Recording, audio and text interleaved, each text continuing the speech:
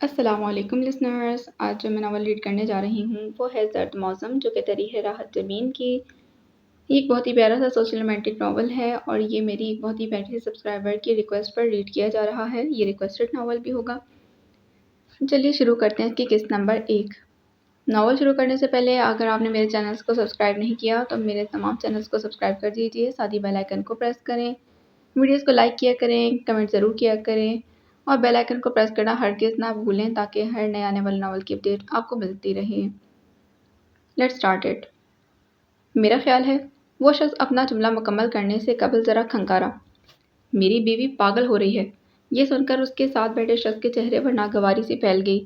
اس نے اضطراری انداز میں پہلو بدلا مگر منہ سے ایک لفظ کہے بغیر ڈاکٹر کے چہرے پر نظریں جما دی تھیں۔ ڈاکٹر شہروز رضا نے باری باری دونوں اشخاص کا جائزہ لیا۔ سامنے بیٹھا شخص، جس کی عمر کسی بھی طرح 35 سال سے زیادہ نہ لگتی تھی، اپنے قیمتی لباس، مہذب اور سادہ لہجے کے باوجود اس کیٹیگری میں شامل نہ لگتا جو اپنی بیوی کو پاگل سمجھنے کے بعد پاگل خانے داخل کروانے کے بجائے کسی سائیکیٹرسٹ کے پاس لے آئیں۔ اگرچہ اس کی پریشان آنکھیں اور چہرے پر پھیلی تشویش بتاتی تھی کہ یہ شخص اپنی بیوی سے محبت کرے یا نہ کرے، اس کا خیال ضرور رکھتا ہے۔ سائیکیٹرسٹ کے پاس آنے کا مشورہ یقیناً اسے کسی اور نے دیا تھا اور یہ مشورہ دینے والا اس کے ساتھ بیٹھا نوجوان بھی ہو سکتا تھا جو اس شخص سے کہیں زیادہ پڑھا لکھا اور مہذب اور ویل ڈریس نظر آ رہا تھا۔ آپ کو یہ خیال کیسے آیا؟ ڈاکٹر شہروز نے سامنے بیٹھے شخص سے سوال کیا۔ خیال؟ مجھے یقین ہے کہ وہ پاگل ہو رہی ہے، وہ زور دے کر بولا۔ وہ سوتے میں چیخنے لگتی ہے، بیٹھے بیٹھے اپنا منہ نوچتی ہے، ساری ساری رات کسی بدروح کی طرح پورے گھر میں چکراتی پھرتی ہے۔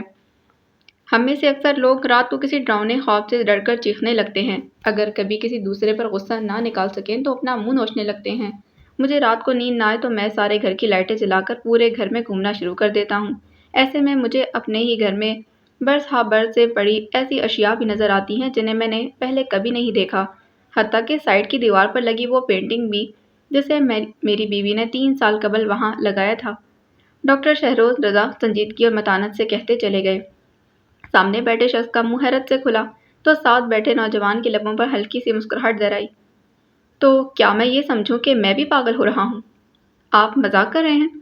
آئی ایم سیریس، ڈاکٹر نے ہنوز سنجیدہ لہجے میں جواب دیا۔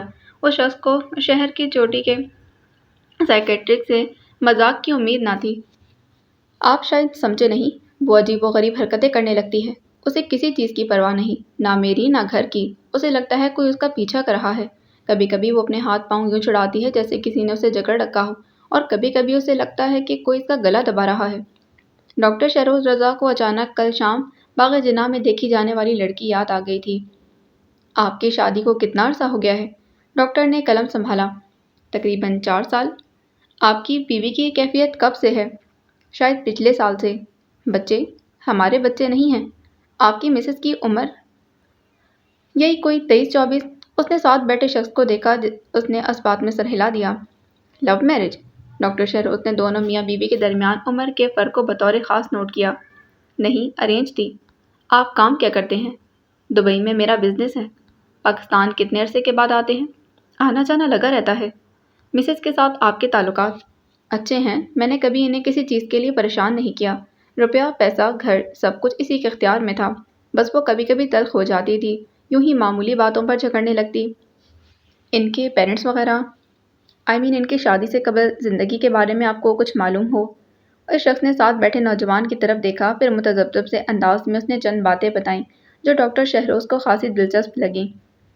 ٹھیک ہے، آپ اپنی مسز کو 26 تاریخ کو لے آئیں۔ پہلے مہینے 3 سیشن، اس کے بعد ہر مہینے 2 سیشن ہوں گے۔ وہ اپائنٹمنٹ خود طے نہیں کرتے تھے، یہ کام ان کی سیکرٹری کا تھا، مگر وہ کیس جس میں انہیں خاص دلچسپی محسوس ہوتی، اس کی تفصیلات وہ خود طے کرتے۔ وہ شاید نہ آئے۔ نہیں، نوجوان تیزی سے بولا، میں اسے لے آؤں گا۔ ڈاکٹر صاحب، وہ ٹھیک تو ہو جائے گی؟ ان سے ہاتھ ملاتے اس شخص نے امید سے پوچھا۔ اس دنیا میں کوئی مرض لا علاج نہیں، انشاءاللہ۔ ڈاکٹر نے ایک حوصلہ افزا مسکراہٹ اچھالی۔ ان کے جانے کے بعد کمرے میں چھائی خاموشی، اور اب ان کی کوئی اور اپائنٹمنٹ تھی بھی نہیں۔ اس وقت ان کی سیکرٹری انہیں یہیں بتانے آئی تھی۔ ٹھیک ہے مس تانیہ، آپ جائیں۔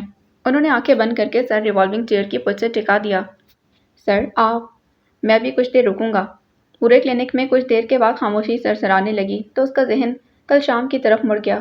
انہیں ایک بار پھر پارک والی لڑکی یاد آ گئی تھی جس کے اداس چہرے اور مضطرب آنکھوں نے ڈاکٹر شہروز کی توجہ اپنی جانب کھینچ لی تھی۔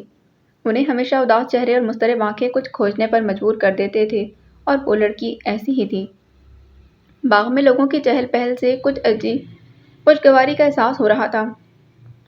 روشوں پر بکھرے خس و خاشاک قدموں میں چرچراتے تو کہیں پھوٹتی کلیوں کی آہٹیں سنائی دیتی، عطر میں گندی ہوائیں سندیسہ دیتی محسوس ہوتی تھیں کہ باہر جاں فضا کے خوش نظر مناظر دل و جاں کو لبھانے آ رہے ہیں۔ درختوں نے سبز اور زرد امتزاج کی شالیں اوڑھ رکھی تھیں۔ یہ منظر بے جان محسوس ہوتا، لیکن ننھے منھے بچے، من چلے نوجوانوں، فراغت کے احساس سے مالا مال بوڑھوں اور رنگ برنگے پیراہن نے اس منظر میں مزید رنگ بکھیر دیے تھے۔ آج طبیعت یوں ہی گھبرائی تو وہ کلینک سے اٹھ کر باغ جناح کی طرف چلا گیا، جہاں کی خوشگوار فضا نے اس کی طبیعت پر اچھا اثر ڈالا تھا۔ یہ باتیں چھوٹی باتیں ہیں، یہ لوگوں نے پھیلائی ہیں۔ تم انشا جی کا نام نہ لو، کیا انشا جی سودائی ہے؟ وہ جہاں آ کر بیٹھے تھے وہاں قریبی گھاس پر دراز نوجوان ٹوپی سے چہرہ ڈھانپے مسلسل یہی شعر گنگنا رہا تھا۔ شام ڈھلنے اور دھوپ رخصت ہونے کو تھی۔ پرندوں کی واپسی کا سفر شروع ہو گیا تھا۔ فضا میں واپس لوٹتے کووں کی کائیں کائیں سماعتوں میں خراشیں ڈال رہی تھیں۔ آخر ہم نے آپ کو پکڑ ہی لیا ڈاکٹر صاحب، بے حد کھنکتی آواز پر انہوں نے چونک کر سر اٹھایا۔ سیاہ کارڈیگن اور ویلوٹ کی سیاہ ہی شال میں ملبوس نازک سی خاتون کی چمکتی آنکھیں ڈاکٹر شہروز کے چہرے پر مرکوز تھیں، ان کے لبوں پر خوشگوار سی مسکراہٹ بکھری۔ تو یہ مصروفیت ہے جناب کی؟ کیسے مزاج ہیں؟ دعائیں ہیں آپ کی۔ اکیلی آئی ہیں؟ ہاں، میرے ہسبینڈ خاصے مصروف ہوتے ہیں۔ وہ، انہوں نے افسوس سے سر ہلایا۔ اس خوشگوار موسم میں اکیلے واک کرنے کا کیا مزہ؟ نہیں، آپ جیسے مہربان مل ہی جاتے ہیں، وہ کھلکھلائیں۔ ان کی ہنسی انہی کی طرح خوبصورت تھی۔ کیا میں آپ جیسی خوبصورت خاتون کی ہمراہی کا شرف حاصل کر سکتا ہوں؟ انہوں نے کھڑے ہوتے ہوئے ہاتھ بڑھایا۔ اوہ مائی پلیزر۔ انہوں نے نزاکت سے ڈاکٹر کا ہاتھ تھام لیا۔ خاتون کی کھنکتی ہنسی اور ڈاکٹر کا جاندار قہقہ یکجا ہوئے تو قریب لیٹے نوجوان کی گنگناہٹ میں خلل پڑا۔ اس نے ذرا ٹوپی کھسکا کر انہیں دیکھا۔ چلیں۔ تبھی ایک طرف سے دو بچے آگے پیچھے بھاگتے ہوئے آئے۔ ایک پل کو ٹھٹکے مگر دوسرے ہی پل نعرہ لگا دیا، ڈیڈی، مائی سن۔ انہوں نے ذرا سا جھک کر دونوں بازو پھیلائے اور بچوں کو اپنے اندر سمیٹ لیا۔ ڈیڈی، آپ روز یہاں آتے ہیں؟ بچوں کے سوالات شروع ہو گئے۔ کبھی کبھی۔ ممی بھی کبھی کبھی لے کر آتی ہیں۔ انہوں نے شکایت لگائی تو پاس کھڑی ممی نے ان کے کان پکڑ لیے تھے۔ شیطانوں، اب چھوڑ دو ڈیڈی کی جان، گھر پر بھی قبضہ جمائے رکھتے ہو۔ ڈاکٹر شہروز نے انہیں نیچے اتار دیا اور بیوی سے پوچھا، چلیں؟ نہیں شہروز، اتنے دنوں کے بعد آپ کی مصروفیت نے اجازت دی ہے، تھوڑی دیر واک کرتے ہیں۔ اس نے ان کا بازو تھام لیا۔ اوکے ڈیڈی، ہم فٹ بال کھیلیں گے۔ بچے کچھ دیر اور رکنے کے خیال سے خوش ہو گئے۔ دونوں میاں بیوی ہاتھوں میں ہاتھ ڈالے چہل قدمی کرنے لگے۔ شہروز، زندگی کتنی مصروف ہو گئی ہے، ہمارے پاس ایک دوسرے کے لیے بھی وقت نہیں بچتا۔ جس لمحے ہیرا نے ان کے کندھے پر سر ٹکا کر شکوہ کیا اور اس کے بالوں سے اٹھتی امپورٹڈ شیمپو کی بھینی بھینی خوشبو کو محسوس کرتے ہوئے جواب دینے کو ہی تھے کہ نگاہوں کی گرفت میں سفید لباس میں ملبوس وہ لڑکی آ گئی جس کے ادھ کھلے بال چہرے کا احاطہ کیے ہوئے تھے۔ وہ بغیر کسی سویٹر جرسی کے دونوں ہاتھ پہلو میں گرائے ارد گرد سے یکسر بے نیاز کسی معمول کی طرح چلتی آ رہی تھی۔ اس کے سفید لمبے دوپٹے کا پلو گھاس پر گھسیٹتا چلا آ رہا تھا۔ ڈاکٹر شہروز کا دل چاہا وہ لڑکی کو ٹوکیں، انہیں ماں جی یاد آ گئیں۔ وہ جب بھی کسی کے دوپٹے کو یوں زمین سے چھوتا دیکھتیں تو فوراً دہائی دیتیں، اٹھاؤ اپنا دوپٹہ، نحوست ہوتی ہے۔ کیا سوچنے لگے؟ ہیرا نے ان کا چہرہ کھوجا۔ تمہاری بات پر غور کر رہا تھا۔ لڑکی ان کے قریب سے گزر گئی اور سبز گھاس پر گھسیٹتا سفید دوپٹہ بھی۔ بچے فٹ بال کے پیچھے دوڑ لگا رہے تھے۔ ہیرا کے ساتھ ہلکی پھلکی خوشگوار باتیں کرنے کا موقع بہت دنوں کے بعد ہاتھ لگا تھا۔ وہ ایک مقامی کالج میں اکنامکس کی لیکچرار تھی، ذہین، خوبصورت، ایکٹیو اور بلا کی بزلہ سنج جس نے انہیں گھر اور بچوں کی ذمہ داریوں سے یکسر بے نیاز کر دیا تھا۔ تھوڑا سا آگے آ کر وہ دونوں واپس پلٹے تو وہ لڑکی سنگی بینچ پر بیٹھی بڑی بے دردی سے اپنے ہاتھ کے ناخن چبا رہی تھی۔ ڈاکٹر شہروز کو اس کی آنکھوں میں موزون اضطراب نے متوجہ کیا۔ وہ لاشعوری طور پر بار بار اس کی طرف متوجہ ہو رہے تھے۔ اس کے گلے، ہاتھوں اور کانوں میں موجود ہلکا پھلکا مگر سٹائلش سا زیور اسے کسی کھاتے پیتے گھرانے کی فرد ظاہر کر رہا تھا۔ تبھی عادل کی کک سے فٹ بال اڑتا ہوا اس کے چہرے سے ٹکرایا۔ وہ بری طرح چونکی، تیزی سے پاؤں پیچھے کیے اور جھک کر دیکھا۔ عادل، ایکسکیوز می میم، کہہ کر اپنا بال لے گیا تھا، مگر وہ ابھی تک جھک کر اپنے پیروں کو دیکھ رہی تھی۔ پھر اس نے آہستگی سے اپنے پیروں کو جھٹکا، تیزی سے اپنے ہاتھ سے کسی نادیدہ چیز کو ہٹانے کی صحیح کی۔ اس کا چہرہ جھکا ہوا تھا۔ ڈاکٹر شہروز اس کے چہرے کے تاثرات نہ دیکھ سکتے تھے، مگر لاشعوری طور پر وہ رک گئے۔ ہیرا کی توجہ بچوں کی طرف تھی۔ اس لڑکی پر اب دورے کی سی کیفیت طاری ہو چکی تھی۔ وہ پوری قوت سے کسی کو دور دھکیلتی اور خود کو چھڑانے کی کوشش کر رہی تھی۔ اس کے بھچے بھچے لبوں سے دبی دبی آوازیں نکلنے لگیں۔ ارد گرد اکا دکا لوگ رکنے اور پھر کچھ ڈھلتی شام کے وضع منظر میں اس منظر کو جناتی اثرات سمجھ کر بھاگنے لگے۔ یہ ہیرا گمگو کی کیفیت میں تھی۔ سنبھالو انہیں، وہ ہیرا سے کہہ کر بچوں کو دیکھنے لگے جو ڈر سے گئے تھے۔ ہٹ جاؤ، چھوڑ دو مجھے۔ نہیں، وہ اب چیخنے لگی تھی۔ ڈیڈی، عمر چھوٹا تھا، ڈر گیا۔ ڈاکٹر شہروز نے دونوں کو بازو میں سمیٹ کر ان کا رخ بدل دیا۔ تھوڑی دیر کے بعد پلٹ کر دیکھا تو ہیرا کے گلے لگی سسک رہی تھی اور ہیرا کا ہاتھ اس کی پشت تھپتھپا رہا تھا۔ جسٹ ریلیکس، کچھ بھی نہیں ہے، ڈونٹ وری۔ پھر وہ لڑکی ایک دم جیسے ہوش میں آ کر تیزی سے پیچھے ہٹی اور حیرت سے ہیرا کو دیکھنے لگی۔ پھر گردن گھما کر اجنبی نظروں سے ارد گرد ماحول کو دیکھا۔ کچھ لوگ اب بھی وہاں کھڑے اسے دیکھ رہے تھے۔ وہ تیزی سے اٹھی اور کسی کے پوچھنے سے پہلے ہی تیز قدموں سے چل دی۔ ذرا دور جا کر وہ دوڑنے لگی۔ ہیرا اور ڈاکٹر شہروز حیرت سے اسے دیکھتے رہے۔ اس کا سفید دوپٹہ سبز گھاس پر گھسیٹتا چلا جا رہا تھا۔ فون کی تیز بیل نے ان کے تمام خیالات کو منتشر کر دیا۔ نہ جانے آج انہیں وہ لڑکی کیوں یاد آئی تھی۔ ہیلو شہروز، میں ابھی تک کلینک میں کیا کر رہے ہیں؟ ہیرا نے چھوٹتے ہی پوچھا۔ ڈاکٹر شہروز نے کلائی مڑ کر گھڑی پر نگاہ دوڑائی۔ واقعی وہ خاصے لیٹ ہو گئے تھے۔ میں بس ابھی آتا ہوں۔ نہیں، اگر کسی خوبصورت پیشنٹ کے ساتھ سیشن چل رہا ہے تو آئی ڈونٹ مائنڈ۔ اس مستقل مریضہ کا کیا کروں جو ہر 5 منٹ بعد فون کر کے یاد دلائے گی کہ گھر پہنچنے میں دیر ہو رہی ہے۔ وہ بے بسی سے گویا ہوا۔ وہ مریض محبت ہے سر، اس کا آپ کچھ نہیں کر سکتے۔ خوبصورت ہنسی شہروز کے اطراف میں بکھر گئی تھی۔ اضطراری انداز میں ڈرائنگ روم کے طول و عرض کو ناپتے وہ اکتانے لگا تو گلاس بال کے قریب آ کھڑا ہوا۔ تبھی گیٹ کھلا اور گاڑی پورچ میں آ کر کھڑی ہو گئی، لیکن گاڑی سے باہر آنے کے بجائے وہ اسٹیئرنگ پر ہاتھ رکھ کر غالباً سو گئی تھی۔ اس نے اپنی اکتاہٹ کو غصے میں بدلتے محسوس کیا تو پلٹ کر صوفے پر آ بیٹھا۔ میری بلا سے وہیں مری رہے۔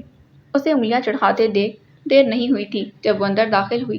وہ بھی یوں گویا نشے میں ہو، سوجی ہوئی آنکھیں، لڑکھڑاتے قدم، نیلا ملگجا لباس، بکھرے الجھے بال۔ اس کا جی چاہا سامنے کھڑی عورت کو دھنک کر رکھ دے۔ آیا اس کا حلیہ کسی بھی شریف انسان کی بیوی والا تھا؟ آخر اس شہر میں اس کی بھی کوئی عزت تھی؟ اس نے چابی صوفے کم بیڈ پر اچھالی اور اپنے شوہر پر چٹتی سی نگاہ ڈال کر مڑ گئی۔ اس کا رخ اپنے بیڈ روم کی جانب تھا۔ کہاں سے آ رہی ہو؟ اس کا لہجہ درست اور جھنجھلایا ہوا تھا۔ کیوں؟ وہ ٹھٹک کر رکی۔ حلیہ دیکھا ہے اپنا؟ کیا ہوا میرے حلیے کو؟ اس کے لہجے میں کچھ بھی نہ تھا، عجب بے چین سا سرد لہجہ۔ تم بیٹھ کر میری بات سنو، مجھے نیند آ رہی ہے۔ وہ مڑی، وہ تیر کی طرح اٹھا اور اسے بازوؤں سے دبوچ کر اپنے سامنے کھڑا کیا۔ میں پوچھتا ہوں، تم یوں لور لور کہاں پھرتی ہو؟ کیا یہ شریف عورتوں کے طریقے ہیں؟ اس نے اپنا بازو چھڑانے کی کوشش نہیں کی، خاموشی سے دیکھتی رہی، پھر سابقہ لہجے میں گویا ہوئی۔ میں شریف عورت نہیں ہوں۔ یہ کہتے ہوئے اس کی آنکھوں میں عجیب سا تاثر ابھرا۔ یہ تاثر اتنا عجیب تھا کہ اس کے شوہر نے اپنے اندر امڑتے غصے کو برف ہوتے محسوس کیا۔ اس کا دل اتنا گداز ہو کہ اس کی گرفت کمزور پڑ گئی۔ اس نے اپنی بیوی کو بازوؤں میں بھینچ لیا۔ کیوں کر رہی ہو اس طرح؟ کیوں خود کو اور مجھے تکلیف دے رہی ہو؟ میں نے تمہارے لیے کیا نہیں کیا؟ یہ شاندار گھر تمہارے لیے بنایا ہے، گاڑی، پیسہ، زیور، کوئی روک ٹوک نہیں، حتیٰ کہ کبھی اولاد کی خواہش کا اظہار بھی نہیں کیا۔ وہ تڑپ کر اس کے بازوؤں سے نکلی۔ ہاں، تم بہت عظیم، بہت مہان ہو، بہت کچھ کیا تم نے میرے لیے۔ کیوں کرتے رہے؟ کیا میں نے کہا تھا؟ نہیں تھی میں تمہاری ان عنایتوں کے قابل۔ وہ زہر خون لہجے میں بول رہی تھی۔ ناشکری عورت۔ وہ پہلے حیران ہوا پھر دانت پیس کر رہ گیا۔ تمہارے ساتھ مسئلہ کیا ہے؟ کوئی مسئلہ نہیں ہے، بار بار میرے راستے میں مت آیا کرو، وہ درستی سے کہہ کر پلٹ گئی۔ اس کا خیال تھا کہ جتنا ضبط اس عورت کے معاملے میں اس نے کیا ہے دنیا کا کوئی شوہر نہیں کر سکتا، مگر مجبوری یہ تھی کہ وہ اپنی بیوی سے محبت کرتا تھا۔ میں نے ڈاکٹر سے ٹائم لیا ہے، میں بیمار نہیں ہوں۔ اس نے بیڈ روم کا دروازہ کھولا۔ ہمارا خیال ہے کہ تمہیں کسی سائیکیٹرسٹ… کیا؟ وہ تیزی سے مڑی۔ پاگل سمجھتے ہو مجھے؟ تمہیں پاگل لگتی ہوں میں؟ تو سائیکیٹرسٹ کیوں کسی پاگل خانے میں داخل کروا دو تاکہ ایک ہی بار تمہاری جان چھوٹ جائے۔ مجھ سے پیچھا ہی تو چھڑانا ہے تمہیں، یوں ہی گلا گھونٹ دو، طلاق دے دو، چھوڑ دو، بہانے کیوں بناتے ہو؟ وہ سر پکڑ کر رہ گیا۔ وہ چیختی چلاتی بیڈ روم میں بند ہو گئی۔ یہ سچ مچ پاگل ہو گئی ہے۔ بیڈ روم سے چیزیں توڑنے کی آوازیں اس نے بے بسی سے سن کر سوچی۔ بیڈ روم سے چیزیں ٹوٹنے کی آوازیں سن کر اس نے بے بسی سے سوچا۔ بیڈ روم کی نیلگوں خواب آور فضا میں اس کا شوہر میوے خواب تھا۔ وہ بیڈ ٹاؤن سے ٹیک لگائے ایک تواتر سے ناخن چبا رہی تھی، نگاہیں نیم تاریکی میں کسی غیر مرئی نقطے پر جمی تھیں۔ نیند نہ جانے کب سے روٹ چکی تھی، آئی بھی تو نیند سے خوف آنے لگا، اس لیے رات ساری جاگ کر گزار دیتی۔ اس کے شوہر نے کچھ بڑبڑا کر کروٹ بدلی تو وہ چونک گئی۔ خاموشی میں ہلکی سی آواز بھی بہت محسوس ہوئی تھی۔ اس نے گردن موڑ کر شوہر کی طرف دیکھا، وہ ایک بازو سر کے نیچے موڑے اس کی طرف رخ کیے بے خبر سو رہا تھا۔ اسے اپنے شوہر پر ترس آنے لگا، وہ بہت اچھا تھا، اس پر غصہ بھی کرتا تھا، اس لیے پریشان بھی ہوتا تھا اور فکر مند بھی۔ اس نے ہاتھ بڑھایا اور اس کے بالوں میں انگلیاں پھیرنے لگی۔ تم کیا جانو مجھ پر کیا گزری ہے، کون سے طوفان موزن ہے میرے اندر، نہ زندہ ہوں نہ مردہ، مر چکی ہوں مگر سانس لینے کی گناہگار ہوں، تم کیا جانو، بے خبر ہو، بے خبر ہی رہو۔ وہ ذرا سا ہلا تو اس نے ہاتھ کھینچ لیا، اسے شدت سے رونا آ رہا تھا اور وہ رونے لگی۔ روتے روتے ہچکیاں بن گئیں، آواز بلند ہونے لگی تو اوندھی ہو کر اس نے تکیہ منہ میں گھسا لیا۔ وہ نہیں چاہتی تھی کہ اس کا شوہر جاگ کر اس سے سوال کرے۔ یوں ہی روتے روتے بے حال ہو کر وہ سو گئی تھی یا جاگ رہی تھی جب اچانک اسے لگا کوئی اس کے وجود سے آ لپٹا ہے۔ کسی کے نرم ہاتھوں کا لمس اس کے چہرے پر جاگا، یہ لمس اس کی آنکھوں، گالوں، ہونٹوں سے ہوتا گردن پر چلا گیا۔ اس لمس نے اس کے وجود میں عجیب نشاط انگیز کیفیت، عجیب سکون بھر دیا تھا۔ وہ اس کیفیت سے لطف اٹھا رہی تھی، مسرور ہو رہی تھی، جب گردن پر نرم انگلیوں کا دباؤ بڑھا اور بڑھتا ہی چلا گیا۔ اس کے وجود کو ایک جھٹکا لگا، اس کا چہرہ مسخ ہوا، اس کا دم گھٹنے لگا، وہ تڑپنے لگی۔ چھوڑ دو مجھے۔ اس کی آواز پر قریب سویا شخص ہڑبڑا کر جاگا۔ اس نے دیکھا اس کی بیوی دونوں ہاتھوں سے اپنا گلا دبوچے چیخ رہی تھی۔ اسے پھر توڑا پڑ گیا تھا۔ اپنے سامنے کھڑی بادامی رنگ کی قیمتی سوٹ پر سبز دوپٹہ اوڑھے خاتون کو دیکھ کر ڈاکٹر شہروز چند ثانیے کے لیے ششدر رہ گئے۔ یہ 23-24 سالہ خاتون اگر اپنے وجود سے سونے کے زیور الگ کرے تو آج بھی کالج گرل لگ سکتی تھی۔ آج بھی؟ انہوں نے اپنے ہی خیال کو رد کیا۔ یقیناً اس کے ساتھ کی لڑکیاں ابھی کالج میں ہی پڑھتی ہوں گی، مگر اس لڑکی کو دیکھ کر احساس ہوتا تھا کہ وہ زندگی کو بہت گہرائی سے برت چکی تھی۔ اس کا چہرہ گول، آنکھیں بڑی بڑی مگر بجھی ہوئی، جن کے گرد گہرے حلقوں نے اس کی ساری خوبصورتی چھین لی تھی۔ اس کے ہونٹوں کے کنارے سیاہ پڑنے لگے۔ کچھ عرصہ قبل یہ چہرہ کتنا شاداب رہا ہوگا۔ انہیں خیال آیا، کیسی ہیں آپ؟ پیپر ویٹ پر نظر جمائے خاموش بیٹھی رہی۔ مجھے ایسا کیوں لگ رہا ہے کہ میں آپ سے پہلے بھی مل چکا ہوں؟ اتنے دن گزرنے کے بعد بھی ان کے ذہن سے سبز گھاس پر گھسیٹتا سفید دوپٹہ محو نہیں ہوا تھا۔ اس نے پیپر ویٹ سے نظریں ہٹا کر ڈاکٹر شہروز کے چہرے پر جما دی، پھر میز کو گھورنے لگی۔ اس کی نگاہوں نے ڈاکٹر شہروز کے خیال کی نفی کی۔ ہو سکتا ہے ایسا نہ ہو، مجھے یوں ہی لگا ہو۔ وہ فوراً اپنے خیال سے غائب بھی ہو گئے۔ بعض چہرے ایسے ہی ہوتے ہیں کہ دیکھ کر اجنبیت کا احساس نہیں ہوتا۔ نفسیاتی الجھنوں کا شکار اکثر مریض بہت دیر میں کھلتے تھے کہ وہ دوسروں کے ساتھ ساتھ خود اپنے آپ سے بھی خوفزدہ رہتے ہیں۔ ڈاکٹر شہروز کا برس ہا برس کا تجربہ تھا کہ ڈاکٹر کا اپنائیت بھرا انداز اور برجستہ لہجہ ایسے مریضوں کا اعتماد بحال کرتا تھا۔ دھیرے دھیرے وہ اس خوف پر قابو پاتے اور انہیں لگتا کہ وہ کسی اور کے سامنے نہیں بلکہ آئینے کے سامنے بیٹھے اپنی کوتاہیوں، گناہوں اور بعض اوقات ایسی بے بنیاد الجھنیں جن کا سرے سے کوئی وجود ہی نہیں ان کا اعتراف کر رہے ہیں۔ سامنے بیٹھی لڑکی نے جیسے کچھ نہ بولنے کی قسم کھا رکھی تھی۔ ڈاکٹر شہروز کی کوئی بھی کوشش اس جامد خاموشی میں دراڑ نہ ڈال سکی، یہاں تک کہ وہ جانے کے لیے کھڑی ہو گئی۔ ڈاکٹر شہروز نے قلم بند کر کے ٹیبل پر رکھ دیا۔ وہ دروازہ کھولتے کھولتے رکی، ذرا مڑ کر ڈاکٹر شہروز کو دیکھا۔ ڈاکٹر، مجھے علاج کی ضرورت نہیں۔ جانتا ہوں، ڈاکٹر شہروز مسکرائے۔ زندگی میں کبھی کبھار ہمیں ایسے غمگسار اور مونس کی ضرورت ہوتی ہے جس کے سامنے ہم دل کا بوجھ ہلکا کر سکیں، کوئی ایسا اجنبی جس کے سامنے ہم اپنا آپ کھول کر رکھ دیں، جیسے ہماری خوبیوں سے کوئی سروکار نہ ہو اور نہ ہی خامیوں سے، جس کے سامنے ہماری سجی سجائی شخصیت کا خود پاش ہو تو یہ خدشہ نہ ستائے کہ وہ ہم سے نفرت کرنے لگے گا۔ جامد تاثرات میں ہلکی سی دراڑ پیدا ہوئی۔ جب دل پر بوجھ اتنا بڑھ جائے کہ سانس لینا دشوار محسوس ہو تو شہروز رضا کو ضرور یاد کیجیے گا۔ واضح رہے صرف شہروز رضا سے، میں نے ڈاکٹر کا لفظ استعمال نہیں کیا۔ وہ الجھی نظروں سے انہیں دیکھتی رہی، پھر دروازہ کھول کر تیزی سے باہر نکل گئی۔ ڈاکٹر شہروز رضا کے ہونٹوں پر مسکراہٹ بکھر گئی، وہ جانتے تھے کہ وہ اب ضرور آئے گی۔ پتہ نہیں اسے کیا ہوتا جا رہا ہے، مجھ سے بات ہی نہیں کرتی، خود سے کروں تو جواب نہیں دیتی یا چیخنے لگتی ہے۔ مجھے تو یوں لگتا ہے کہ کچھ دن اور یہ حال رہا تو میں پاگل ہو جاؤں گا۔ وہ سچ مچ بے حد پریشان تھا۔ اب خود کو ریلیکس رکھیں، کبھی کبھی ہو جاتا ہے، ایسے ہی لاشعور میں کوئی گرہ بن جاتی ہے خود سے، جس سے خود مریض بھی لا علم ہوتا ہے۔ ڈاکٹر شہروز نے تسلی دی۔ میں لاشعور وغیرہ نہیں جانتا، میں نے اس عورت کے لیے سب کچھ کیا، کبھی اس کے منہ سے نکلی کوئی بات رد نہیں کی، اس کی ہر خواہش، ہر فرمائش کو سر آنکھوں پر رکھا، اور وہ ہے کہ آپے سے باہر ہوتی جا رہی ہے۔ ایسی ناشکری عورت میں نے پہلے کبھی نہیں دیکھی۔ اس کا لہجہ تلخ ہو گیا۔ ایسا تو نہیں کہ اسے اولاد سے محرومی کا احساس شدت سے ہونے لگا؟ وہ اس خوف کا شکار ہو کہ کہیں اس بات کو بنیاد بنا کر آپ اسے چھوڑ نہ دیں یا دوسری شادی کر لیں۔ میں نے کہا تھا ہم کوئی بچہ گود لے لیتے ہیں۔ میری اپنی خالہ زاد بہن اپنا 6 ماہ کا بچہ چھوڑ کر مری ہے، مگر وہ نہیں مانی۔ اب اس کے لیے میں اور کیا کروں؟ وہ تلخی سے گویا ہوا۔ ڈاکٹر شروت نے ستائشی نظروں سے سامنے بیٹھے شخص کو دیکھا جو بہت پریشان تھا اور جو اپنی بیوی کی خاطر کسی اور کی اولاد گود لینے کو بھی تیار تھا۔ آپ دونوں اپنا میڈیکل چیک اپ کروا چکے ہیں؟ ڈاکٹر شروت نے اچانک سوال کیا۔ ہاں، اس نے میڈیکل سائنس کو حتی الامکان مہذب قسم کی گالی دی۔ یہ ذلیل کام میں کروا چکا ہوں۔ وہ بھی کہتی ہے کہ بس خدا نہیں چاہتا۔ ڈاکٹر شروت نے اسے تسلی دے کر رخصت کیا۔ آپ بالکل فکر مت کریں، انہیں ان کے حال پر چھوڑ دیں۔ ایسے مریض تھوڑا وقت لیتے ہیں مگر ٹھیک ہو جاتے ہیں۔ وہ گھر بیٹھ کر جتنا مرضی چیخے چلائے، کچھ بھی کہے، مجھے پرواہ نہیں، مگر جب وہ گاڑی لے کر نکل جاتی ہے اور سارا دن گھر نہیں آتی تو مجھ سے برداشت نہیں ہوتا، اس نے جاتے جاتے کہا۔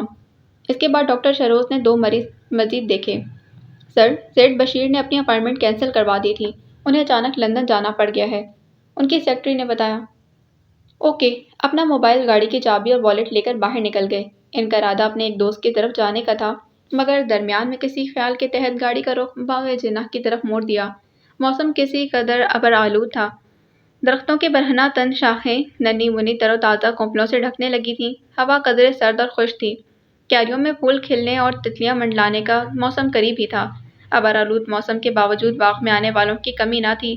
ڈاکٹر شروز کے کئی جاننے والے آتے جاتے ملے۔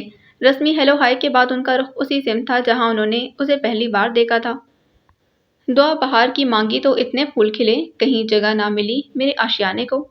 وہ منچلا آج بھی موجود تھا۔ آہٹ بہار نے گویا اس کے پرانے زخموں کو ادھیڑ کر رکھ دیا تھا۔ ڈاکٹر شروز کو جلد ہی اسی بینچ پر بیٹھی ہوئی نظر آ گئی۔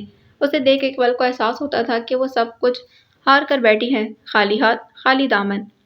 وہ خاموشی سے اسے دیکھتے رہے۔ وہ یوں ہی بیٹھے بیٹھے کبھی ناخن چباتی، کبھی ہاتھوں کی انگلیاں چڑھانے لگتی۔ نگاہیں کسی ایک نقطے پر مرکوز ہوئیں تو بے حس و حرکت نہ جانے کیا سوچنے لگی۔ اسے احساس ہی نہ تھا کہ اس کے آس پاس سے کون آ رہا ہے، کون جا رہا ہے، یا کوئی کتنی دیر سے اس پر نظر جمائے کھڑا ہے۔ تبھی کوئی بوند بادل سے ہاتھ چھڑا کر زمین کی طرف لپکی اور اس کے زرد گال پر بکھر گئی۔ لڑکی نے چونک کر سر اٹھایا، پھر ہاتھ کے پچ سے گال مسلتے کھڑی ہو گئی۔ اس کا رخ گیٹ کی جانب تھا۔ ڈاکٹر شہروز نے بھی قدم بڑھا دیے۔ تھوڑی دیر میں وہ اس کے مقابل تھے۔ السلام علیکم۔ اس نے رخ موڑ کر دیکھا اور ٹھٹک گئی۔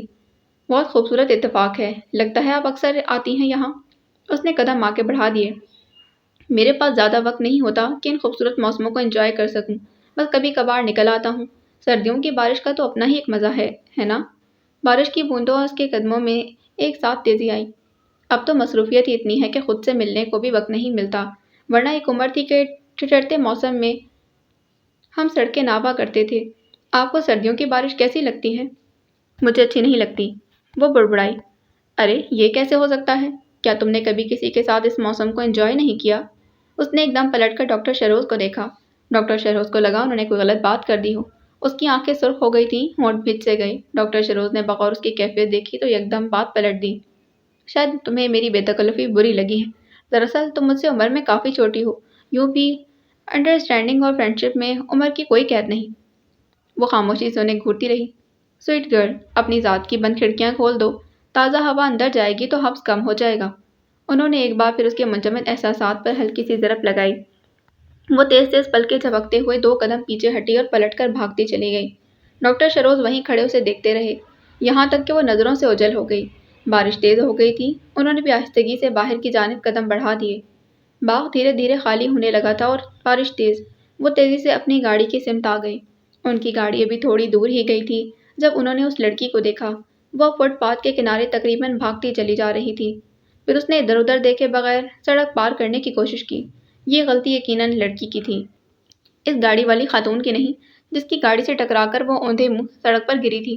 ڈاکٹر شہروز کا پاؤں بے ساختہ بریک پر پڑا۔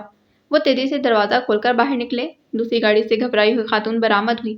اب وہ لڑکی کو سیدھا کرنے کی کوشش کر رہی تھی۔ تم ٹھیک تو ہو؟ مانوس آواز پر لڑکی نے چہرہ اٹھایا۔ اس کی ناک اور ہونٹ سے خون بہنے لگا۔ دیکھیں، میری غلطی نہیں ہے، یہ خود میری گاڑی کے سامنے آ گئی تھی۔ خون دیکھ کر وہ خاتون گھبرا کر وضاحت دینے لگی۔ میں ٹھیک ہوں، لڑکی نے چکراتے سر کو سنبھالنے کی کوشش کی۔ ڈاکٹر شہروز نے جیب سے رومال نکال کر خون روکنا چاہا مگر لڑکی نے رومال ان کے ہاتھ سے لے کر خود ہی ناک پر رکھ لیا۔ آپ کو دیکھ کر سڑک پار کرنی چاہیے تھی، یوں اندھا دھند وہ خاتون مسلسل بولے جا رہی تھی۔ آپ، ڈاکٹر شہروز نے جھنجھلا کر انہیں دیکھا، پھر تحمل سے گویا ہوئے۔ میں جانتا ہوں، آپ پلیز انہیں سہارا دے کر میری گاڑی میں بٹھا دیں۔ نہیں، میں ٹھیک ہوں، میں چلی جاؤں گی۔ لڑکی نے جلدی سے کھڑا ہونے کی کوشش کی مگر کڑاہ کر رہ گئی۔ یقیناً پختہ سڑک نے گھٹنوں کا حشر کر دیا تھا۔ نہیں، یہ مجھے شریف انسان نظر آتے ہیں، آپ ان کے ساتھ جا کر بینڈیج کروا لیں۔ خاتون نے جلدی سے جان چھڑانے کی صحیح کی۔ میں نے کہا نا میں اٹھ جائیں اب۔ لڑکی کی بے جا ضد پر ڈاکٹر شہروز کے لہجے میں سختی آ گئی۔ دوسری طرف وہ خاتون بھی عجلت میں تھی۔ اسے کھینچ کھانچ کر ڈاکٹر شہروز کی گاڑی میں بٹھا کر خود اڑن چو ہو گئی۔ جب تک کلینک نہیں آیا وہ گاڑی کی پچھلی سیٹ پر دونوں بازوؤں میں چہرہ چھپائے بیٹھی رہی تھی۔ نزدیکی پرائیویٹ کلینک پر گاڑی روک کر انہوں نے پچھلا دروازہ کھولا اور سہارے کے لیے ہاتھ بڑھا دیا۔ آئیے۔ وہ ان کا ہاتھ نظر انداز کر کے اتری اور لڑکھڑاتے ہوئے اندر کی طرف بڑھ گئی، جہاں ایک نرس نے اسے فوراً ہی سنبھال لیا۔ ڈاکٹر شہروز ویٹنگ روم میں رک گئے تھے۔ وہ ٹریٹمنٹ کے بعد باہر آئی تو انہیں دیکھ کر بے اختیار پوچھنے لگی، آپ ابھی تک یہیں ہیں؟ میں اپنے ادھورے کام نہیں چھوڑا کرتا، آؤ تو میں گھر چھوڑ دوں۔ وہ اٹھ کھڑے ہوئے۔ میں چلی جاؤں گی، اس برستی بارش میں اگر ٹیکسی مل سکتی ہے تو ضرور۔ انہوں نے باہر کی سمت قدم بڑھا دیے۔ لڑکی نے متذبذب سے انداز میں انہیں جاتے دیکھا، اپنی بھیگی ہوئی شال کو وجود کے گرد اچھی طرح لپیٹتے ان کے پیچھے قدم بڑھا دیے تھے۔ ایڈریس؟ گاڑی سٹارٹ کرتے ہوئے ڈاکٹر شہروز نے پوچھا تو اس نے آہستگی سے پتہ دہرا دیا۔ زندگی اتنی ازراں تو نہیں کہ یوں داؤ پر لگا دی جائے، اندھیرے پڑ جائیں تب بھی روشنی کی امید رکھنی چاہیے۔ وہ گردن موڑ کر باہر دیکھنے لگی۔ ڈاکٹر شہروز بھی خاموش ہو گئے۔ گاڑی اس کے گھر کے سامنے جا رکی تھی۔ چوکیدار نے لڑکی کو دیکھ کر سلام کیا اور گیٹ کھول دیا۔ بارش کی پیش نظر وہ گاڑی پورچ میں لے گئے تھے۔ آپ کا گھر بہت خوبصورت ہے، غالباً آپ کے شوہر نے آپ کے لیے بنوایا ہے۔ انہوں نے ستائشی نظروں سے اس کے خوبصورت لان کو دیکھا۔ Thank you sir. وہ دروازہ کھول کر اتر گئی۔ تبھی اس کا شوہر تیزی سے باہر آیا اور ٹھٹک گیا۔ تم ٹھیک تو ہو؟ کیا ہوا؟ بیوی کی حالت دیکھ کر وہ فکر مند ہوا تھا۔ معمولی سا ایکسیڈنٹ تھا، ویسے فکر کی بات نہیں، ڈاکٹر شہروز نے تسلی دی۔ ارے ڈاکٹر صاحب آپ؟ اتفاق سے میں وہاں سے گزر رہا تھا۔ اندر تو آئیں۔ وہ اصرار کرنے لگا۔ چائے کافی؟ نہیں شکریہ، میں آلریڈی لیٹ ہو چکا ہوں۔ باوجود اصرار کے وہ معذرت کر کے گاڑی ریورس کر گیا تھا۔ تب تک وہ کھڑا رہا جب تک ان کی گاڑی گیٹ سے باہر نہیں نکل گئی۔ پلٹ کر دیکھا اس کی بیوی اندر جا چکی تھی۔ کچھ بے بسی سے سر جھٹکتے وہ اندر چلا آیا۔ اس کی بیوی اپنے گیلے کپڑے بدلنے کے بجائے یوں ہی بیٹھی اپنے پائچے اوپر چڑھائے اپنی چوٹ دیکھ رہی تھی۔ وہ اس کے سامنے بیٹھ گیا۔ زیادہ چوٹ تو نہیں آئی؟ اس کا لہجہ ہمدردی سے خالی تھا۔ لڑکی نے نفی میں سر ہلایا اور پائچہ نیچے کر لیا۔ مجھے نہیں پتا کہ تم کہاں کہاں ذلیل کرواؤ گی۔ میں صبح سے تمہارے لیے خوار ہو رہا ہوں اور مجھے کچھ پتا ہی نہیں کہ تم کہاں ہو، کس کے ساتھ ہو۔ وہ ضبط کھو بیٹھا تو بولتا چلا گیا۔ وہ ستے ہوئے چہرے کے ساتھ اسے دیکھتی اور سنتی رہی، پھر اچانک بازو میں چہرہ چھپا کر رونے لگی۔ اس کا وجود ہچکیوں کی زد میں تھا۔ میں بہت بری ہوں، میں بہت بری ہوں۔ سامنے بیٹھے شخص کے چہرے کے تاثرات سے سختی پگھلنے لگی۔ وہ اٹھا اور اس کے قریب آ بیٹھا۔ وہ اب بھی اسی فکرے کی تکرار کر رہی تھی، پتہ نہیں میں اس کے سامنے ہمیشہ بے بس کیوں ہو جاتا ہوں۔ اس نے آہستگی سے اس کے گرد بازو پھیلا دیا۔ وہ اس کے سینے سے آ لگی اور اس کے رونے میں اور شدت پیدا ہو چکی تھی۔ اس نے اسے رونے دیا اور ہولے ہولے تھپکتا رہا۔ دروازہ بے آواز کھلا۔ عادل نے اندر جھانکا، پھر آہستگی سے عمر سے کہا، ڈیڈی مصروف ہیں؟ ڈاکٹر شہروز نے ذرا سا رخ بدل کر دیکھا تو اس نے جھٹ دروازہ بند کر دیا اور یہ دوسری بار ہوا تھا۔ عادل، عمر، انہوں نے پکارا۔ دروازہ کھلا اور دونوں باری باری اندر چلے آئے۔ کیا بات ہے؟ گلاسز کی عقب سے جھانکتی آنکھوں میں سنجیدگی تھی اور ہیرا نے بچوں کو اچھی طرح سے ٹرین کر رکھا تھا کہ جب ڈیڈی اسٹڈی میں ہوں تو انہیں ہرگز ڈسٹرب نہیں کرنا، اسی لیے وہ کچھ پزل سے تھے۔ ڈیڈی یہ عمر ضد کر رہا ہے، عادل نے بڑے پن کے ساتھ کہا۔ کس بات کی؟ ممی ابھی تک نہیں آئی۔ عمر، بس ہو رہا۔ ڈاکٹر شہروز نے گلاسز اتار کر ٹیبل پر رکھے اور فائل بند کر دی۔ یہاں آؤ، انہوں نے پکارا تو دونوں آ کر ان کے گھٹنے سے لگ گئے۔ انہوں نے پیار سے دونوں کے بال سنوارے۔ کھانا کھا لیا؟ جی، دونوں نے اکٹھے جواب دیا۔ ابھی کچھ دیر قبل ملازمہ انہیں کھانا کھلا کر ان سے اجازت لے کر گئی تھی۔ بچوں کی فرمائش پر اس نے کارٹون چینل لگا دیا، لیکن اب شاید انہیں نیند آنے لگی تھی۔ انہوں نے ٹائم دیکھا، زیادہ دیر نہیں ہوئی تھی۔ ہیرا یقیناً آتے ہی ہوگی کہ وہ بچوں کی طرف سے زیادہ دیر غافل نہیں رہ سکتی تھی۔ ابھی آ جائیں گی۔ وہ دونوں کو لے کر ٹی وی لاؤنج میں آ گئے کہ نیند کے باوجود ہیرا کے بغیر سونے کو تیار نہ ہوتے تھے۔ انہیں چھوٹی چھوٹی باتوں سے بہلاتے ہوئے زیادہ دیر نہ ہوئی کہ ہیرا آ گئی۔ ایک بات تو طے ہے، شادی دو بندوں کے ساتھ ہرگز نہیں ہونی چاہیے، ایک تو وکیل اور دوسرا ڈاکٹر، اور سائیکیٹرسٹ ہی کیوں نہ، اس نے چھوٹتے ہی کہا۔ بچے دوڑ کر اسے لپٹ گئے۔ سائیکیٹرسٹ تو سمجھ آ گیا، مگر یہ وکیل پر نزلہ کیوں؟ ڈاکٹر شہروز نے سیاہ ساڑی میں نازک سا ہیرے کا سیٹ پہنے نکھری سنوری بیوی کو نظروں میں سمو کر پوچھا۔ کیونکہ آج کے اس فیملی ڈنر میں ایک میں اکیلی تھی یا پھر عفت آپی؟ وہ جل کر بولی تو کہکا لگا کر ہنس دیے۔ عفت ہیرا کی بڑی بہن تھی جن کی شادی وکیل سے ہوئی تھی۔ ہنسنے کی بات نہیں ڈاکٹر صاحب، مجھے آپ پر سخت غصہ ہے۔ وہ بچوں کو لے کر ان کے بیڈ روم میں گئی تھی۔ ڈاکٹر شہروز نے بھی باقی کا کام چھوڑ کر ان کے بیڈ روم کا رخ کیا تھا۔ ہیرا بچوں کو سلا کر آئی تو تان جہاں پر ٹوٹی تھی وہیں سے دوبارہ جوڑی۔ ہر کوئی آپ کے بارے میں پوچھ رہا تھا۔ شہروز، کبھی تو میرے اور گھر کے لیے وقت نکال لیا کریں۔ اس نے جویلری اتار کر ڈبے میں بند کی، پھر وارڈروب کی طرف مڑی۔ ابھی چینج مت کرو، ڈاکٹر شہروز نے روکا۔ ہیرا نے تکھی نظروں سے اسے گھورا تو انہوں نے مسکرا کر پاس آنے کا اشارہ کیا۔ شہروز، آپ ہمیشہ ایسے ہی کرتے ہیں۔ وہ قریب تو آ گئی مگر شکوہ کیے بغیر نہ رہ سکی۔ آپ کے نزدیک سب کچھ اہم ہے، مگر میں اور میرے جذبات نہیں۔ کیا مجھے آپ کی رفاقت کی ضرورت نہیں؟ ہر وقت تمہارے پاس ہی تو ہوتا ہوں۔ انہوں نے آہستگی سے اس کے بالوں سے کیچڑ نکالا۔ ہیرا کے سلکی بال شانوں پر بکھر گئے۔ مجھ سے زیادہ اپنے مریضوں کے پاس۔ بہت اچھی لگ رہی ہو، شہروز نے سرگوشی کی۔ ہیرا نے جھٹکے سے اپنے بالوں کی لٹ چھڑائی اور ذرا کے پیچھے گھسک کر گھورنے لگی۔ بیویوں کے بارے میں آپ سے بہتر کون جان سکے گا مسٹر سائیکیٹرسٹ؟ دو چار میٹھی باتیں، بیچاری بیویاں مٹھی میں۔ ڈاکٹر شہروز کا کہکا بے ساختہ تھا۔ ویل سیڈ، تم تو مجھے اچھا خاصا سمجھنے لگی ہو۔ شہروز، اس نے ارد گرد دیکھ کر تکیہ کھینچنا چاہا، مگر شہروز نے تکیہ کھینچ لیا۔ وہ اپنی ہی جھونک میں تکیے کی جگہ اڑی رہی، پہلے جھنجھلائی پھر ہنسنے لگی۔ کیسا تیر بہادر نسخہ ہے؟ کون سا؟ ہیرا نے حیران ہو کر پوچھا۔ یہی دو چار میٹھی باتیں۔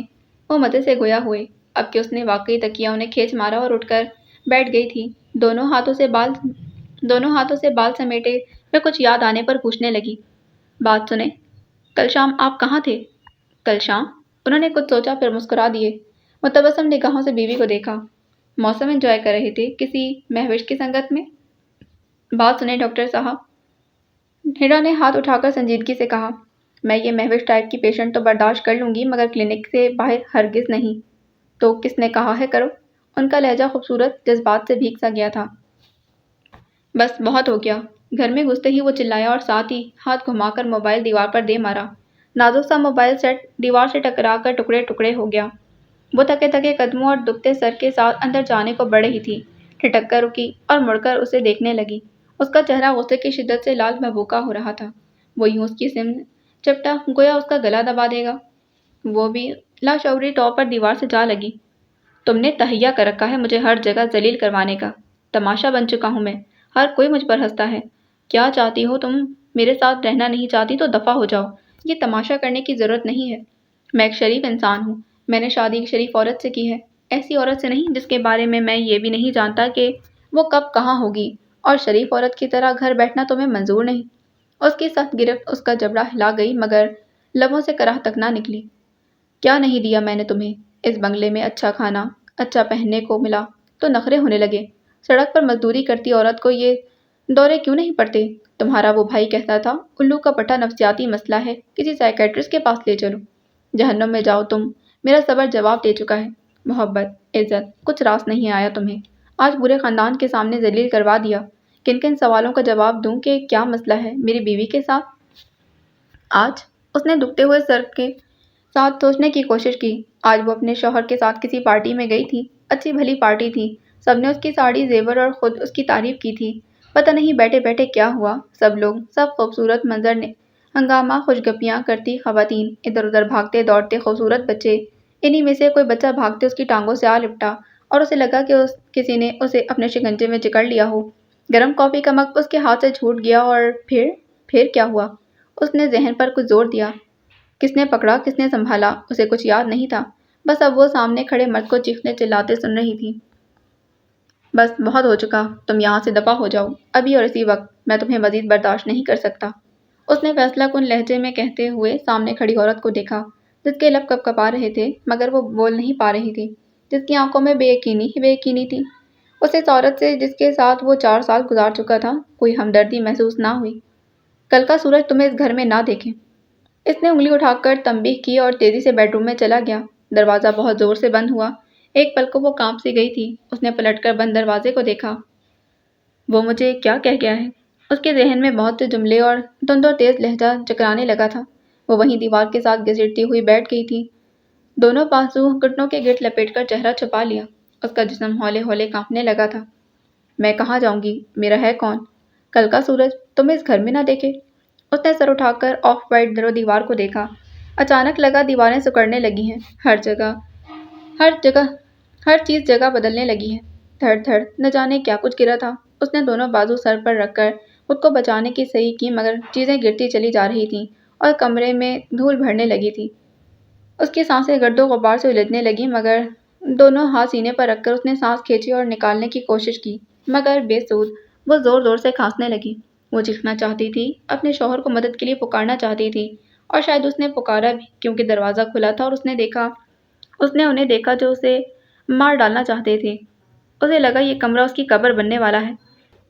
وہ اٹھی اور دیوانہ وار باہر کی طرف بھاگی مگر برآمدے میں ماربل کے پلر کے ساتھ بری طرح ٹکرا کر گری، پھر پلر کے ساتھ لپٹ کر زور زور سے رونے لگی۔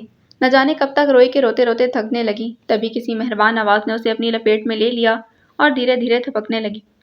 زندگی میں کبھی کبھی ہمیں ایسے غمگسار اور معاونت کی ضرورت ہوتی ہے جس کے سامنے ہم اپنے دل کا بوجھ ہلکا کر سکیں، کوئی ایسا اجنبی جس کے سامنے ہم اپنا آپ کھول کر رکھ دیں، جس کے سامنے ہماری سجی سجائی شخصیت کا بت پاش پاش ہو تو یہ خدشہ نہ ستائے کہ وہ ہم سے نفرت کرے گا۔ جب دل پر بوجھ اتنا بڑھ جائے کہ سانس لینا دشوار محسوس ہو تو شہروز رضا کو ضرور یاد کیجیے گا۔ اس کے آنسو آنکھوں میں جمنے لگے۔ میرے شوہر کا خیال ہے کہ میں پاگل ہو رہی ہوں۔ حسب توقع انہیں زیادہ انتظار نہیں کرنا پڑا۔ وہ ان کے سامنے تھی، بے حد مضطرب اور مزمل۔ اس کی آنکھیں پہلے سے زیادہ ویران اور بجھی بجھی سی تھیں۔ سیاہ شال اوڑھے اپنے کپکپاتے ہاتھوں کی انگلیاں چڑکاتے وہ عین اس کے سامنے بیٹھی کہہ رہی تھی، ضروری نہیں کہ ان کے خیال سے متفق ہوا جائے۔ ڈاکٹر شہروز نے کہا۔ نہیں، اس نے نچلا لب کچلا۔ مجھے اس کے خیالات سے اختلاف نہیں۔ حقیقت کیا ہے؟ حقیقت تو یہ ہے کہ میں سچ میں پاگل ہو جانا چاہتی ہوں۔ پاگل ہونے کے لیے کسی سائیکیٹرسٹ کی ضرورت تو نہیں پڑتی۔ ڈاکٹر شہروز مسکرائے۔ وہ بے چین سی ہو کر انگلیاں چٹکانے لگی۔ آپ کی چوٹ اب کیسی ہے؟ وہ کہتا ہے کہ میں اس کے گھر سے نکل جاؤں۔ اس نے گویا ان کا سوال سنا ہی نہیں۔ ڈاکٹر شہروز خاموشی سے اس کے چہرے کا اتار چڑھاؤ دیکھتے رہے۔ لیکن میں کہاں جاؤں گی؟ میرا تو کوئی گھر بھی نہیں۔ جہاں سے میں آئی تھی وہ گھر نہیں رہا، پاگل خانہ بن چکا ہے۔ وہاں ہر کوئی اپنے اپنے ضمیر کی چبھن کی تاب نہ لاتے چیخنے چلانے لگتا ہے۔ جہاں میں جانا چاہتی تھی وہ گھر ختم ہو گیا۔ تقدیر نے اسے سرے سے مٹا ڈالا اور جس گھر میں نے پڑاؤ سمجھ کر پڑاؤ ڈالا وہ بکھرنے کو ہے۔ میں کہاں جاؤں ڈاکٹر؟ اس روئے زمین پر میرا تو کوئی ٹھکانہ ہی نہیں۔ میں تو اپنے ہاتھوں سب برباد کر چکی۔ کبھی اس بچے کو دیکھا ہے جو ریت کے گھروندے بنائے پھر ایڑی مار کر توڑ دے؟ میں نے ساری عمر ریت کے گھروندے ہی بنائے۔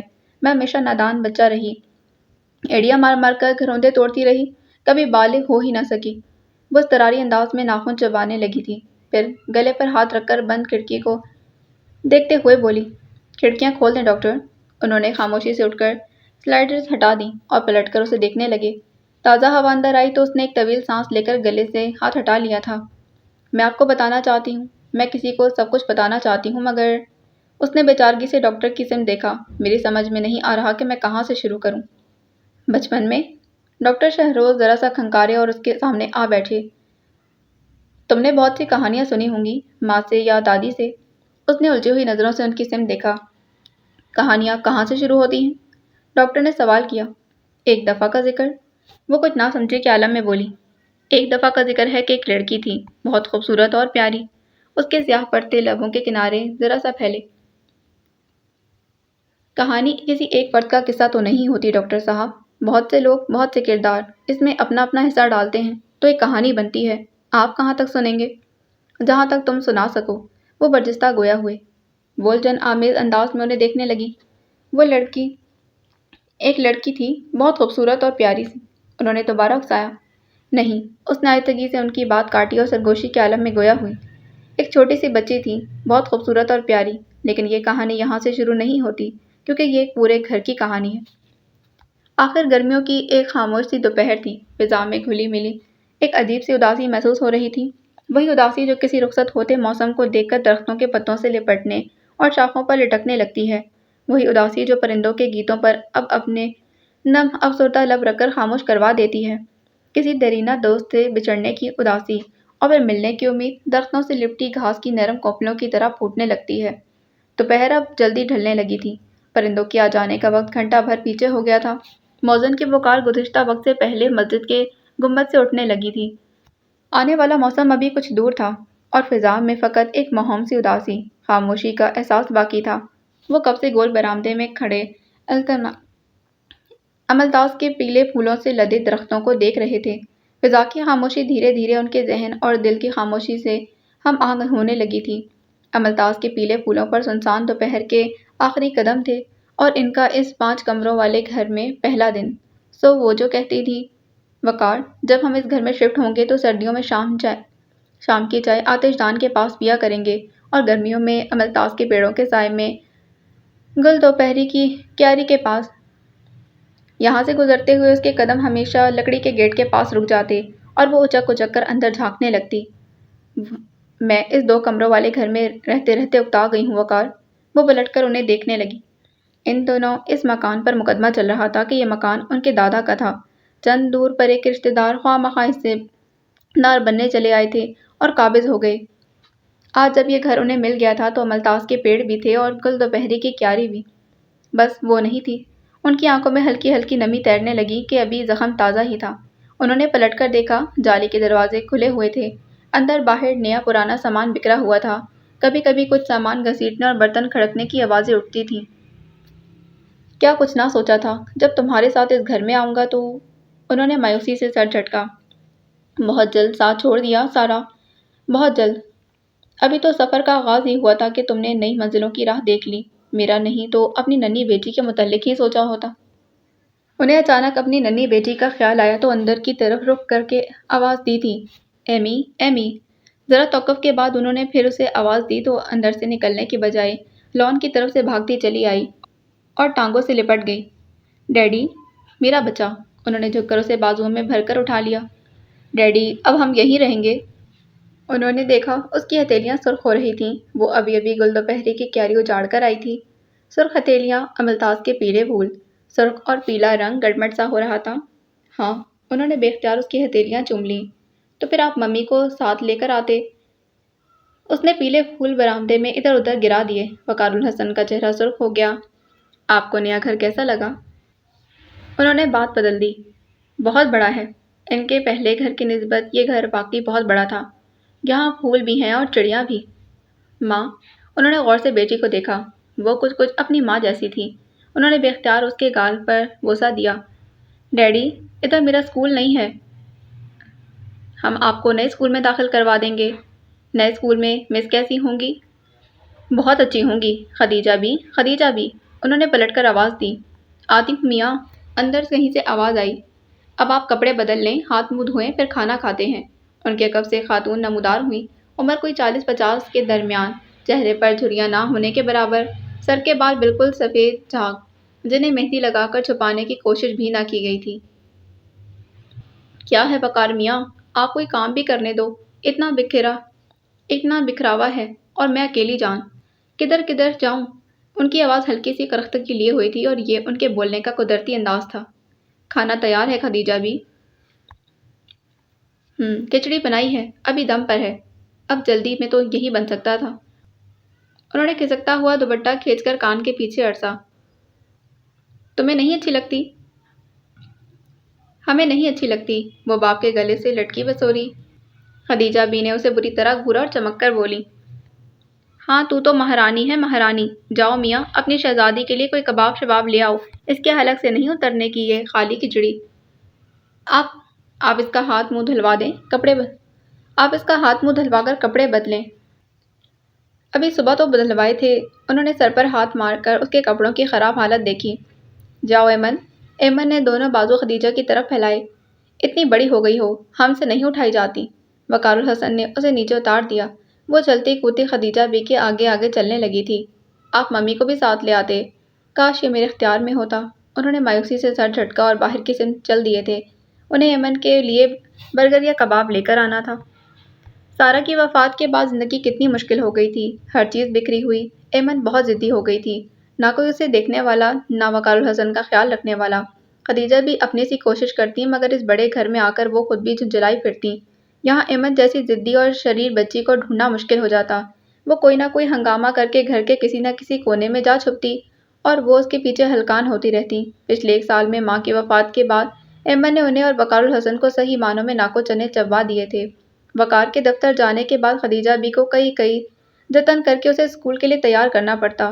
وہ ناشتہ اٹھا کر پھینک دیتی کہ ممی کے ہاتھ سے کروں گی، یونیفارم لے جا کر نل کے نیچے رکھ دیتی اور نل کھول دیتی۔ خدیجہ بی کے بال نوچتی، دوپٹہ پھاڑ دیتی، وہ بیچاری روحان سی ہو جاتی۔ وقار میاں، یہ بچی ہم سے نہیں سنبھلتی۔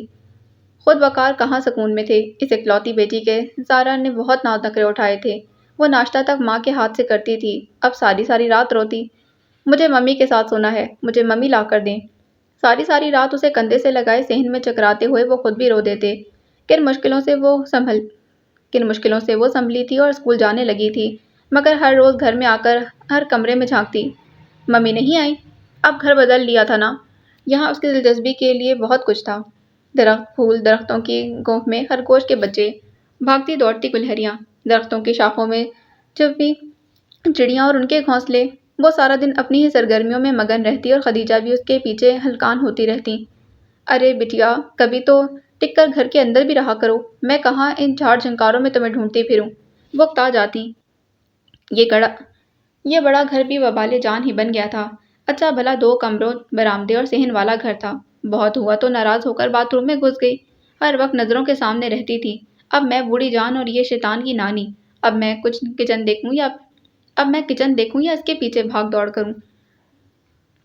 ذرا خراش آئی تو باپ نے تو میری گردن ہی پکڑ لینی ہے، وہ بڑبڑاتی رہتی۔ خدیجہ بھی، مجھے لگتا ہے اب تم تھکنے لگی ہو، ایسی آفت کی پرکالہ ہے تمہاری بیٹی، ایک بندہ تو اس کی خبر گیری کو چاہیے۔ ہے کہاں؟ وہ ابھی دفتر سے تھکے ہارے لوٹے تھے۔ نوکری زیادہ اچھی نہ تھی، نہ ہی تنخواہ کچھ خاص تھی، مگر کام بے تحاشا، بس گزارا ہو رہا تھا۔ ابھی بٹھا کر آئی ہوں کہ بستہ کھول کر دیکھو، کتنے دنوں سے کتاب کو ہاتھ نہیں لگایا۔ میاں، اسے اسکول میں داخل کرواؤ۔ ہاں خدیجہ بھی، سوچ رہا ہوں، بس دفتر سے چھٹی نہیں ملتی، یہاں نزدیک ہی اسکول ہے، پرانا اسکول بھی زیادہ دور تو نہیں، بچی کی ادھر سہیلیاں بھی ہیں، دل لگا ہوا تھا۔ خدیجہ بھی نے مسالہ بھونتے ہوئے صلاح دی۔ اتنا بھی نزدیک نہیں، مجھے خود لانا لے جانا پڑے گا۔ سارہ تھی تو یہ فکر نہ تھی۔ وہ پانی کا گلاس بھرتے بھرتے رک گئے تھے، لہجہ بھیگ سا گیا۔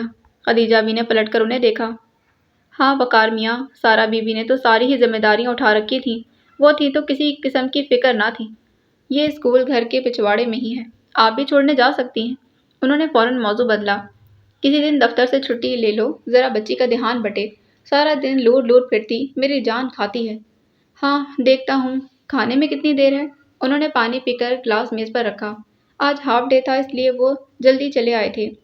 بس تھوڑی ہی دیر ہے، تم نہا دھو لو تب تک میں روٹی بناتی ہوں۔ انہوں نے سبزی دھو کر پتیلی میں ڈالی، دوسرا چولہا چلا کر اوپر رکھا اور بڑبڑانے لگی، جتنی بھی جلدی کروں دیر ہو ہی جاتی ہے۔ سارہ کے ہوتے تو ایسا کبھی نہ ہوا تھا، وقار میاں کے آنے سے پہلے کھانا تیار نہ ہو۔ خود بھی پھرتیلی تھی اور مجھے بھی دوڑائے رکھتی تھی۔ کم آمدنی کے باوجود سلیقہ بلا کا تھا اور کبھی کسی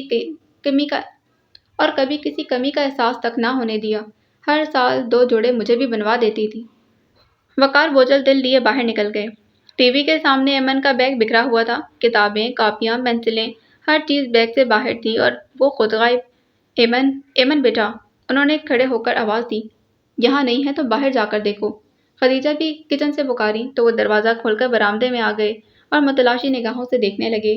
گھر کے ارد گرد وسیع جگہ تھی، لان کے علاوہ بھی کچھ جگہ مختلف درختوں، جھاڑ جھنکار اور خودرو پودوں بیلوں سے بھری ہوئی تھی۔ سامنے لان چیئر پر ایمن کا سویٹر پڑا تھا، یقیناً کھیلتے کھیلتے گرمی لگی ہوگی وہیں اتار گئی تھی۔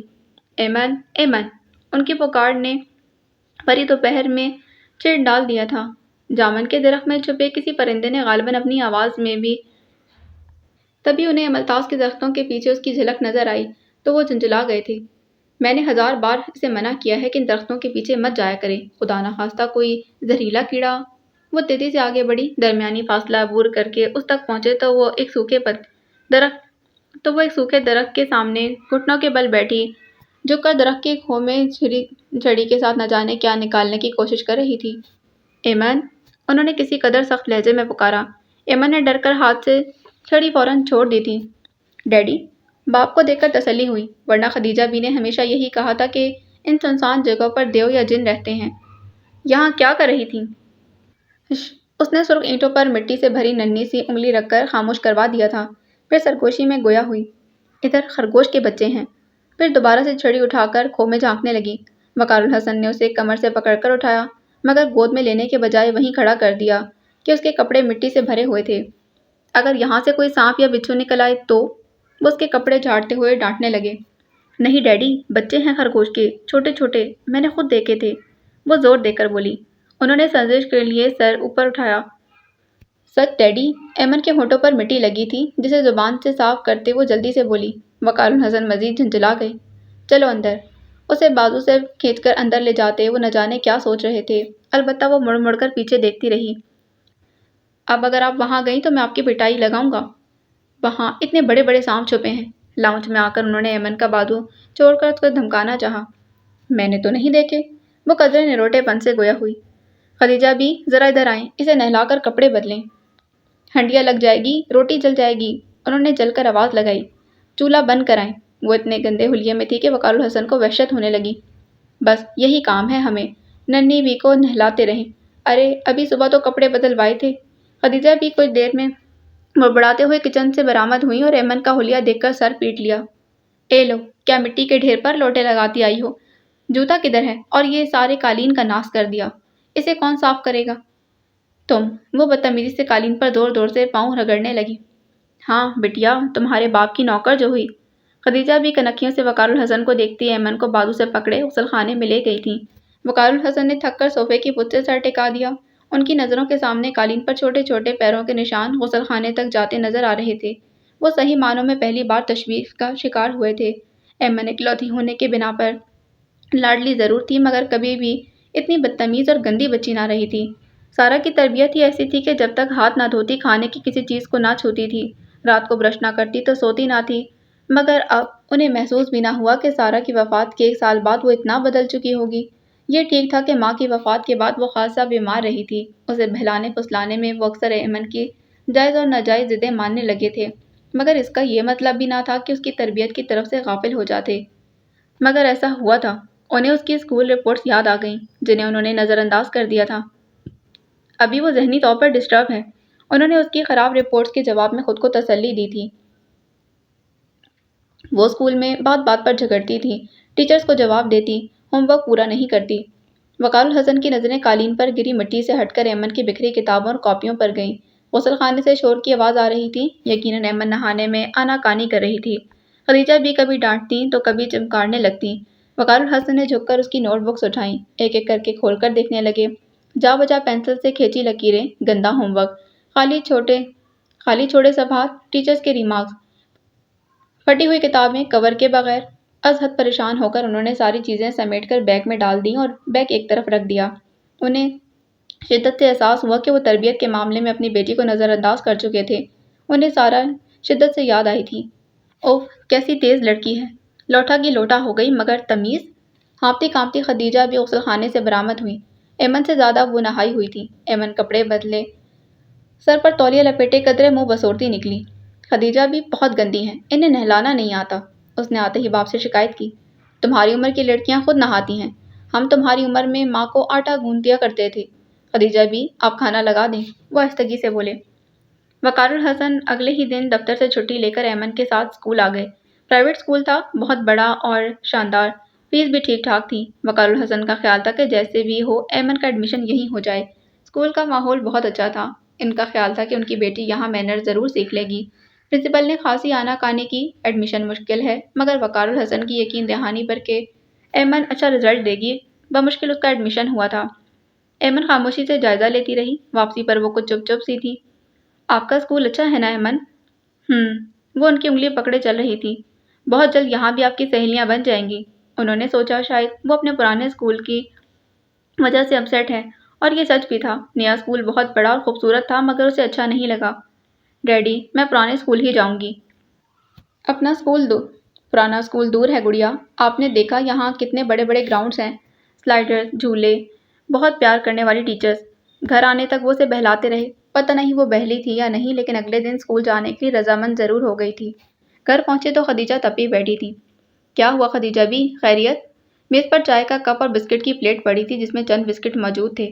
ایمن نے آتے ہی انہیں ہاتھوں میں بھر لیا۔ وقار الحسن اس کے اس ندیدے پن پر کلس کر رہ گئے۔ پلیٹ میں رکھ کر کھائیں۔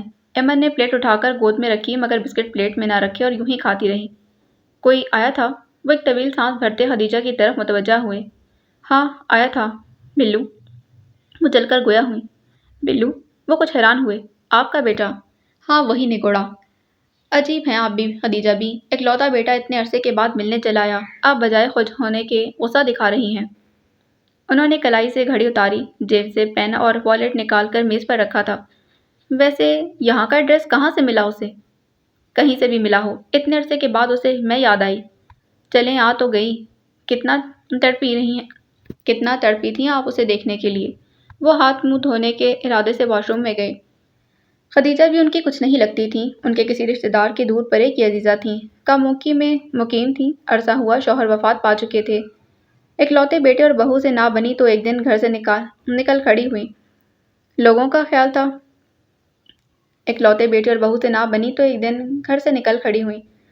خیال تھا کہ بہت تیز تھی۔ بعض کہتے تھے کہ خود بھی کم نہ تھی۔ بہو غریب گھرانے کی تھی، کم جہیز لائی اور غریب میکے کے تانے دے دے کر اس کا جینا اجیرن کر رکھا تھا۔ ہر وقت اسی شک میں مبتلا رہتی کہ گھر میں جو کچھ بھی ہے سب کچھ میکے ڈھو رہی ہے، ان کے بیٹے کی کمائی چھوٹے بہن بھائیوں پر لٹا رہی ہے۔ گھر میں آئے دن فساد رہتا۔ بیٹا گھن چکر بن گیا۔ ایک دن ماں کے سامنے ہاتھ جوڑ دیے۔ میرے چھوٹے چھوٹے بچوں پر ہی رحم کرو، کہاں دھکا دوں انہیں؟ سارا خرچ تو تمہارے ہاتھ میں رکھ دیتا ہوں، وہ کہاں لٹاتی ہے؟ تھوڑا تم بھی صبر اور برداشت سے کام لے لو۔ پتر کے منہ سے اتنی بات برداشت نہ ہوئی۔ بیٹے کا دیا خرچ بہو کے منہ پر مارا، تھیلے میں 2 کپڑے ڈالے اور نکل کھڑی ہوئی۔ سارا ان دنوں امید سے تھی، کسی بزرگ خاتون کی ضرورت تو محسوس کرتی تھی، بس اصرار اپنے پاس ٹھہرا لیا۔ انہیں مان اور عزت دی تو بیٹا منانے بھی آیا، جانے سے انکار کر دیا۔ تھوڑی تنک مزاج تھی مگر سارا کو ضرورت تھی سو تحمل سے گزارا کر گئی۔ ایمن کو انہوں نے ہی پالا تھا۔ ہاں میں ہی تڑپتی تھی، اسے تو بیوی بچوں سے فرصت نہ ملی۔ وہ بڑبڑانے لگی۔ وہ ہاتھ دھو کر نکلے تو ایمن ان کا والیٹ کھول کر دیکھ رہی تھی۔ ایمن رکھو اسے۔ ان کی آواز خاصی بلند تھی۔ ایمن نے گھبرا کر والیٹ میز پر پھینکا اور منہ بسوڑنے لگی۔ آپ نے مجھے ڈانٹا کیوں؟ انہوں نے دانستہ نظر انداز کیا تو وہ غصے سے باہر نکل گئی۔ کہتا ہے میں ساتھ چلوں، خدیجہ بی نے آہستگی سے بتایا۔ آپ کیا چاہتی ہیں؟ کیوں جاؤں؟ اس کی بیوی کی نوکر ہوں، پہلے گھر سے نکالا، اب روتے ہیں۔ نہیں جاؤں گی، ناک سے لکیریں نکلواؤں گی مگر جاؤں گی نہیں۔ وہ اٹھ کر برتن سمیٹنے لگی۔ وقار الحسن نے دیکھا اگرچہ وہ جلی تپی بیٹھی تھی مگر پلکیں بھیگی ہوئی تھیں۔ یوں لگتا تھا کہ انہیں اپنی غلطی کا احساس ہو گیا تھا یا وہ اپنے بیٹے اور پوتے پوتیوں کو یاد کرنے لگی تھیں۔ اگر ایسا تھا تو وقار الحسن کے لیے اچھا نہیں تھا۔ وہ تشویش کا شکار ہونے لگے۔ ایمن کو نئے اسکول میں داخل کروانا ایک مشکل مرحلہ ثابت ہوا۔ پہلے تو وہ گھر سے ہی جانے کو تیار نہ تھی۔ کپڑے بدلنے، ناشتہ کرنے میں ہی خدیجہ بی کو نچا کر رکھ دیتی۔ خدیجہ بی اتنے جتن کرنے کے بعد اسے وقار الحسن کے حوالے کر کے خود بری ذمہ ہو جاتی۔ حقیقت تو یہ تھی کہ ایمن کی حرکتیں انہیں اب بہت ناگوار گزرتی تھیں۔ اونٹ کی اونٹ ہو گئی ہے اور حرکتیں؟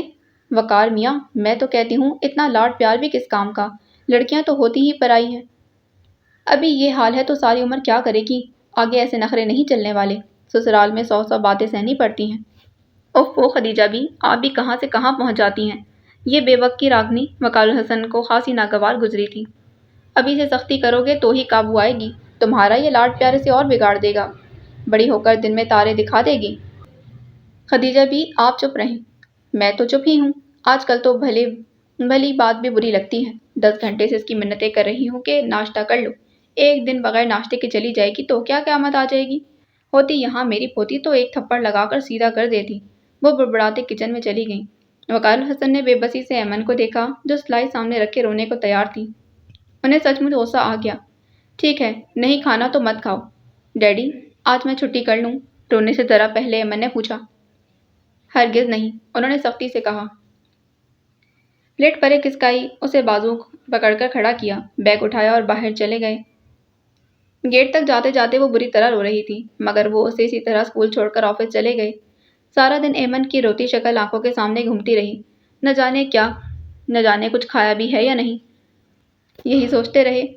پھر رہ نہ سکے تو خدیجہ بی کو فون کر کے تاکید کی کہ لنچ ٹائم میں ایمن کے لیے لنچ ضرور لے جائیں، کچھ کھا لے گی وہاں سے لے کر، پیسے تھے اس کے پاس۔ خدیجہ بی، اس کے اسکول میں کینٹین نہیں ہے۔ انہوں نے خدیجہ بی کے جواب پر غصے کا اظہار کیا۔ خدیجہ بی زیر لب کچھ بڑبڑاتے ریسیور رکھ چکی تھی۔ باقی اگلی قسط میں۔